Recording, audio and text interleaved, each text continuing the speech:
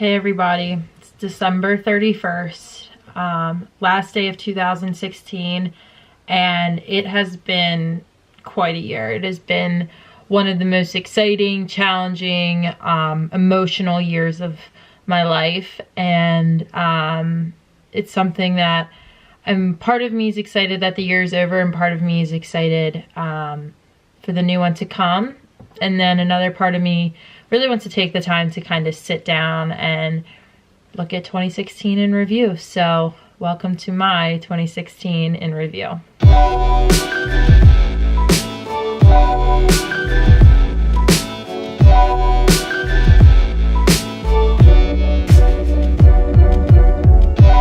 January 2016, I was just beginning my last semester at Maryland.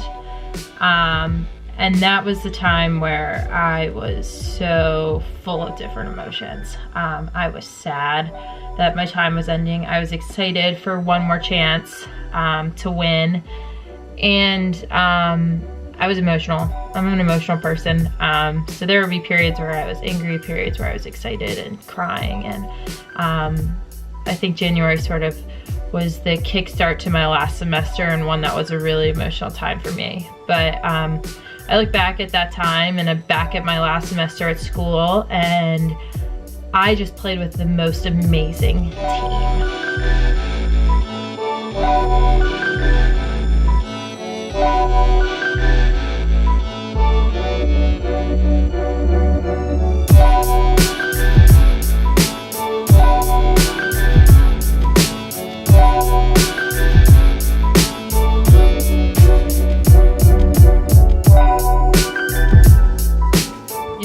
Our team last year, we had 12 freshmen, 10 or 12, actually we had 10 freshmen and a lot of important people to replace. And nobody thought we would be any good.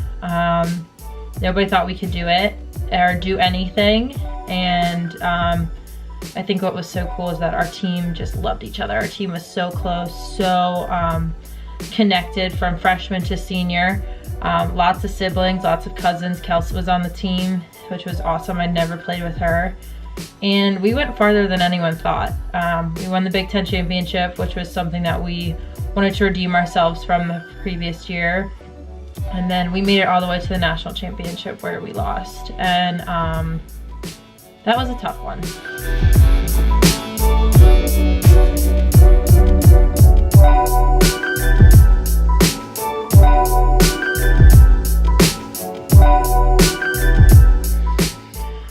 Losing in a national championship, I've never been able to find the words that really describe that.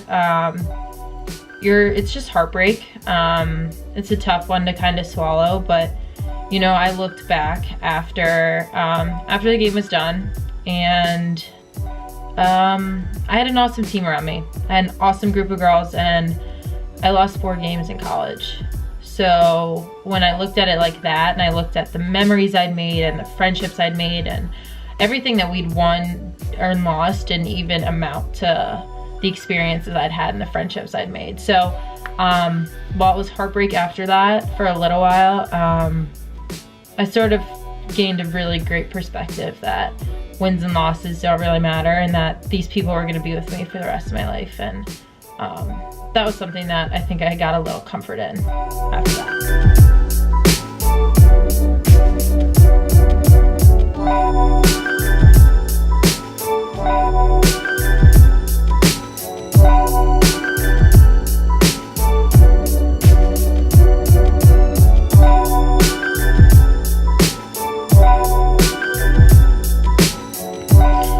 So after the championship, that chapter sort of closed for me.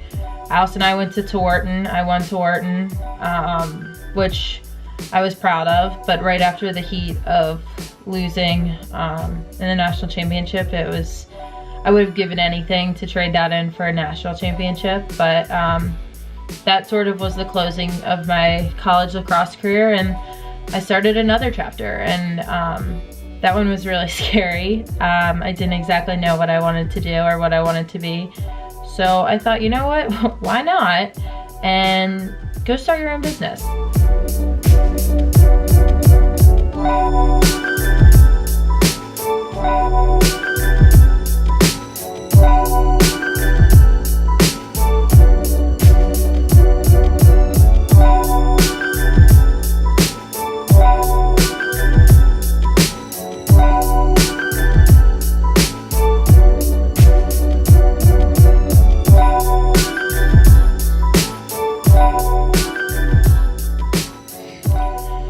So June after my last year of college, I started my own business, Taylor Cummings Lacrosse. And that one was that was a weird sort of feeling. I was nervous about the success of the company. Would I be successful?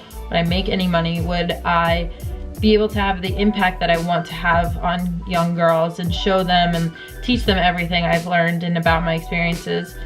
So I was nervous about that, but at the same time, I was so excited and still am about the possibilities of what my company could do, where it could go, how it could start just as me and maybe grow into something really big. So I started my own business in June, and that was something that I'd never dreamed of, which is sort of a milestone in my life I'm really proud of.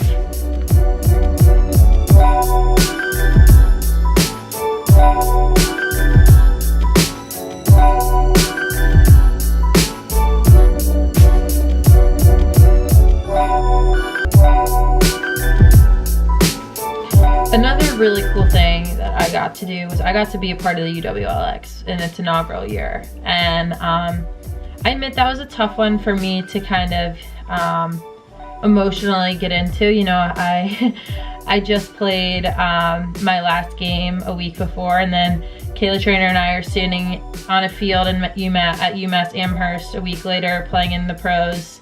And then it was really kind of a surreal moment about how quickly my chapters closed and opened. But it was something that I was, in the moment, I don't think I appreciated, but now I'm standing back and I'm like, we played in a professional league. We have the opportunity to continue to play lacrosse outside of US and outside of college. And I think that's something that we all should be proud of, and that little girls now have something to aspire to, which I think is pretty cool. So I'm definitely curious and excited for the future with that, and excited to see where it goes.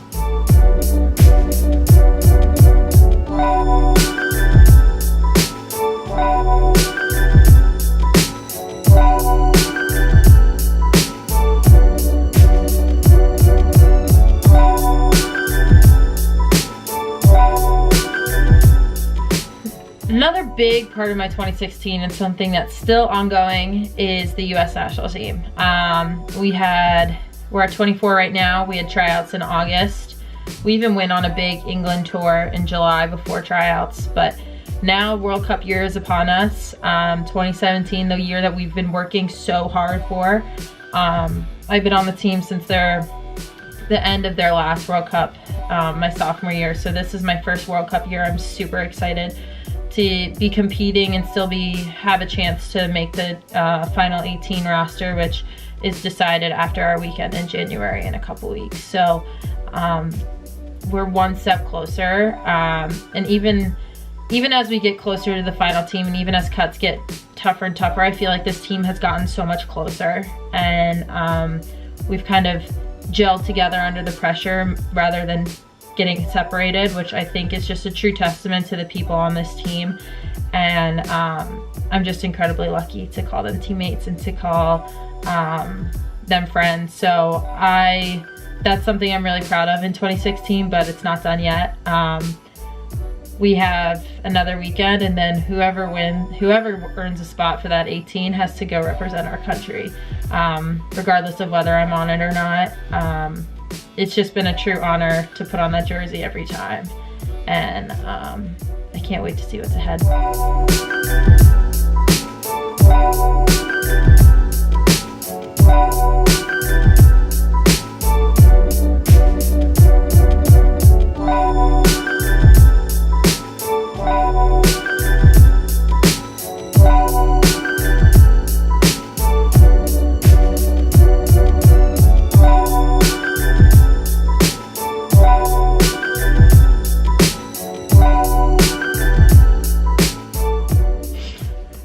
the big part of my fall, while I was giving lessons and doing privates and working with small groups, I actually did my first round of clinics. So I did 18 clinics in 4 months from September to December, which was insane. I'm like a one-man traveling circus with Corinne and Lauren as my trusty counselors when I need them. But it was awesome. It was tiring, it was hectic, it was stressful. But to see little girls wearing my t-shirts and to see just how excited people were and how excited I got to be there was a really rewarding feeling, and something that I'm really excited for in 2017. January to March is gonna be another 18 to 20 clinic stretch, so gotta get rested up now.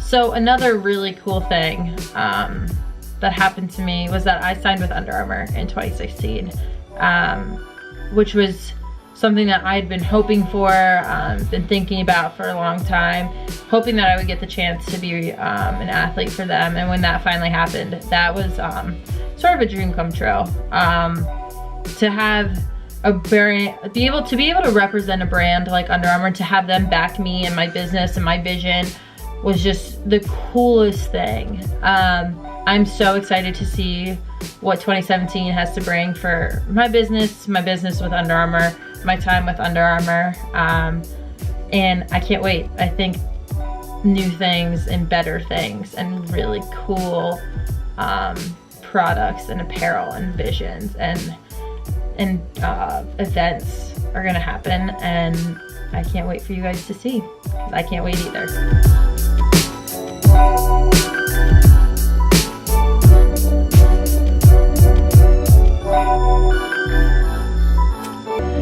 So 2016 included a lot of lacrosse, naturally. From Maryland to UWLX to US to starting my own lacrosse business to being an Under Armour athlete. Lots of lacrosse, lots of commitments, lots of time. But more than anything, I got another year with my family and friends, which is something that I truly cherish, and thankful for them for being with me every step of the way, and thankful I have them for 2017. So with all that being said, all that's behind me. We closed one chapter, which is 2016, opening up another chapter for 2017, and I can't wait for you to see where I go. See you in 2017.